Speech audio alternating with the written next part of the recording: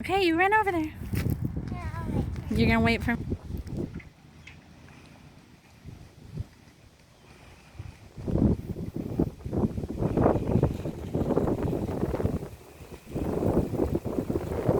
People have asked, because I'm not a law enforcement officer wife. My father volunteers with the Thurston County Sheriff, but that was more my adult life, so I was not raised in a law enforcement family, so why would I feel passionate about planning this today? Well, from 2004 to 2005, and I don't know if people remember the convoys when they had to take the military vehicles down to the Port of Olympia, the protesting and the hate that they received just for doing their job, trying to go or deploy to help people. It's really hard as a wife to sit back and watch the scrutiny that people that are trying to protect us get when they are generally good people. So that's where my heart was with planning this. I know we've all seen the news, we've all seen the hate against all law enforcement officers, but I think it's important that even though I'm sure our surrounding officers here know that they're appreciated, actions speak louder than words. And that's why I thought being here today and showing them that we want them here was far more important than just saying it online. So, a couple of announcements. We have the use of Sweet Hall for bathrooms. There are some trash receptacles in random places. Please pick up your trash. If there's any concern of unwanted people coming and feel unsafe, we have used to congregate in the building if we need to, but unless that happens, we prefer to be outside because we have to clean it after we leave. So,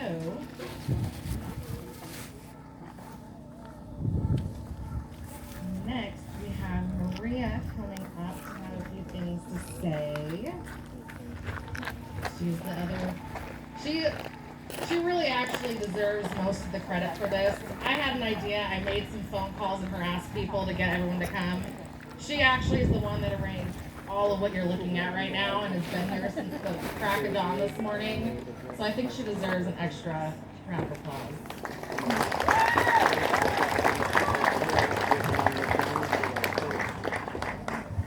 Hi. Thank you guys for coming. I wrote what I wrote down. What I really want to bring to the table is really important.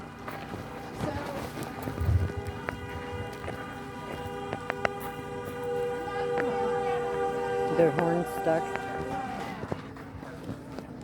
I don't know if you want to talk to Moment, your I shirt. think it's what we stand for, right? Giving people their moment, their First Amendment right. Behind the ball guy. So there it was. Back to what we're here for. I wanted to take a moment to thank the vendors. Yeah. Brothers Pizza over there, Tim is over there, working hard, The sheriff's making sticker some that we amazing got. pizza. He came through for me at last minute to do this. So go get some pizza. It's $10. You get a nice big, amazing pizza. Plus we're supporting veterans. Oh wow. He's $10 also a slice. in the National Guard. Hope I got that right, Tim. Sorry. I'd like to thank Tammy from Farm Livestock Sitting. She has made quite a lot of our beautiful goods over here. Because we are a pretty big number. I'd also like to thank. I have this card. The guys who did the woodworking.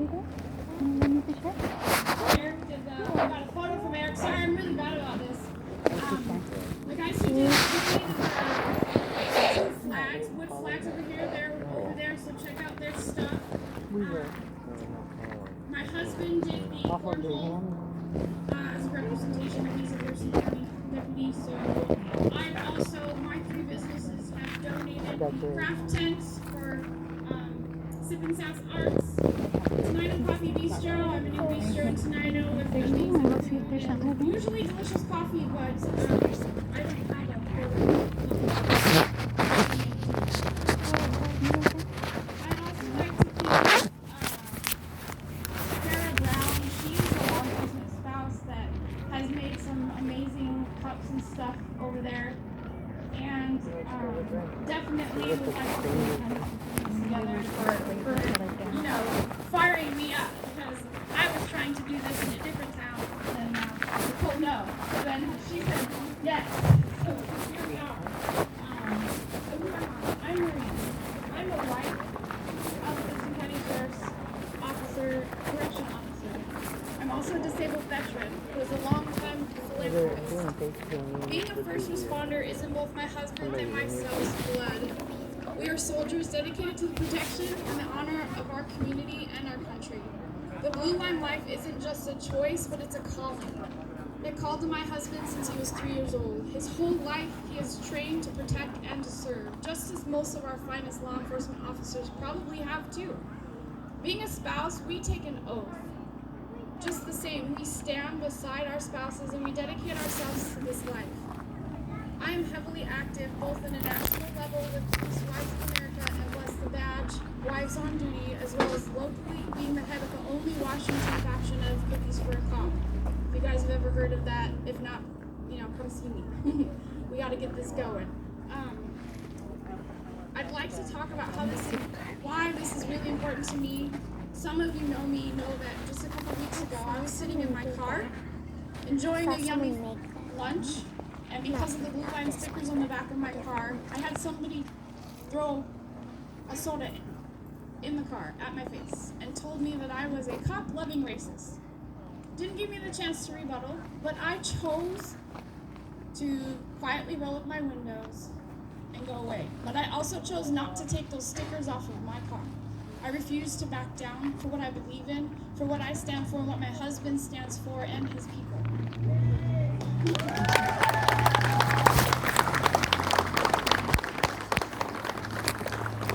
This is our time to bridge the gap.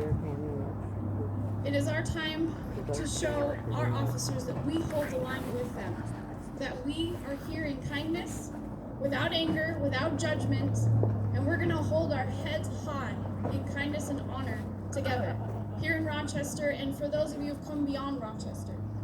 We need to stand together more than ever and take that time. For a person who wants to display their speech, that's great. Turn and smile and still be proud for what we're doing. I am proud of my husband. I am proud of Sheriff Snaza and his team and all of the others, most especially the Tenino PD guys, because they have a very, very big special place in my heart. So,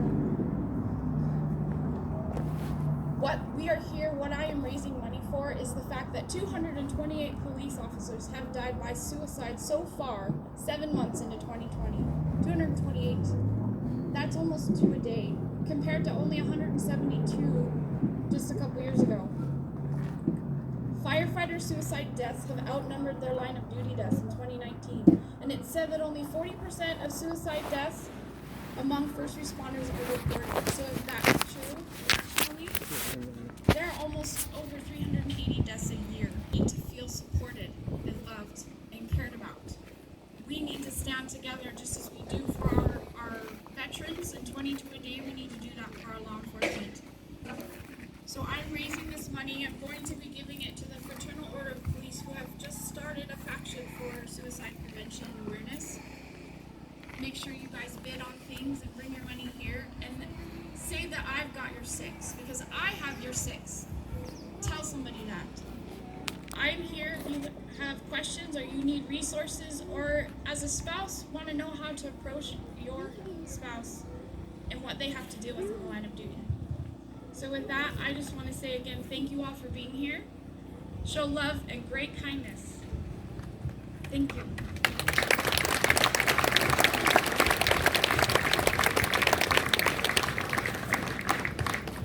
All right.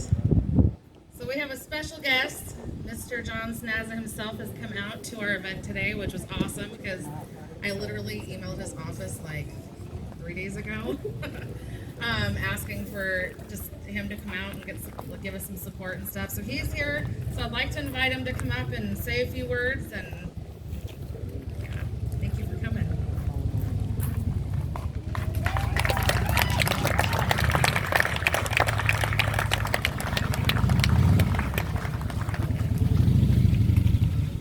Holy cow. Thank you so much for letting me come here, and also for all of you being here and for what you all represent, because When I was told I got to come here, and then someone said, "Well, you're going to have a speech."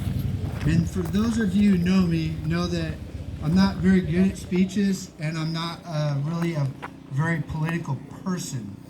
And I'm about law enforcement, and what we're about community, and what we're about is service. And what goes along with service is the men and women who work for the sheriff's office work every day to make this community a safe community where we work, live, and play, and our kids get to go to school and feel safe. That's my job, and it's their job. And they dedicate themselves every day for that service. Not including just that, they also volunteer in our communities, whether they're involved in coaching, counseling, volunteering, whatever it is, they're involved every day in our community as well because they're from here. As a matter of fact, I'm from here. So it's really cool to see a lot of familiar faces that I hadn't seen in a long time, especially as some of you seem to have gotten older than I have. And I'm just like looking out there going, okay, I know who you are now. But one of the big things that's going on, not only in this state, but nationwide, is all of a sudden law enforcement has become somebody or someone is not good for our community. And I don't know where that comes from. I can only tell you that our governor doesn't say good things about law enforcement. Our attorney general doesn't say good things about law enforcement. And here we are every day working hard to keep our community safe and allow people to exercise their First Amendment, their right to speech, their right to protest, to demonstrate, though it needs to be right, peaceful. And my job is to make sure it is peaceful.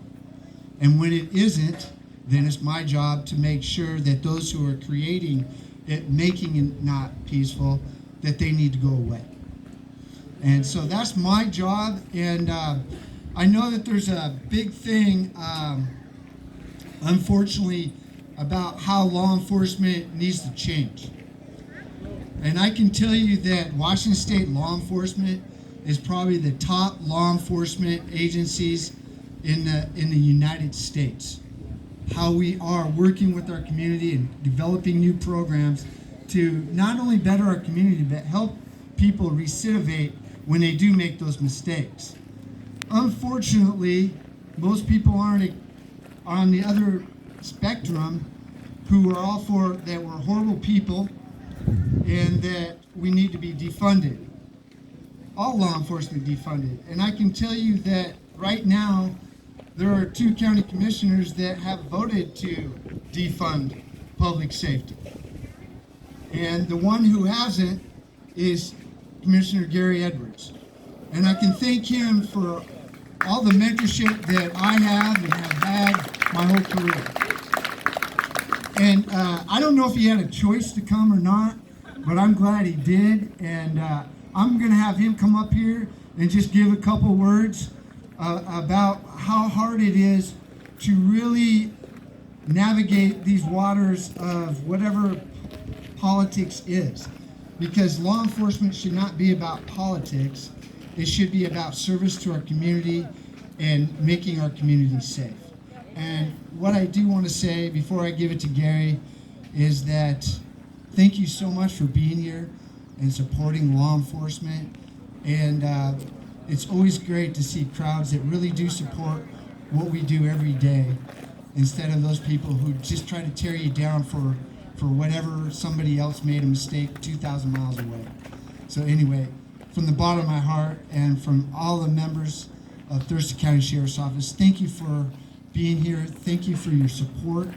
And there's a lot of you in here who have sent so many kind messages to my office and to me, and I want to say thank you so much, because it definitely makes my day go a little bit easier, besides dealing with the other 2 county commissioners who aren't supportive of the Sheriff's Office. So for the person who is supportive of the Sheriff's Office, it's Commissioner Gary Edwards. Here you go, Gary.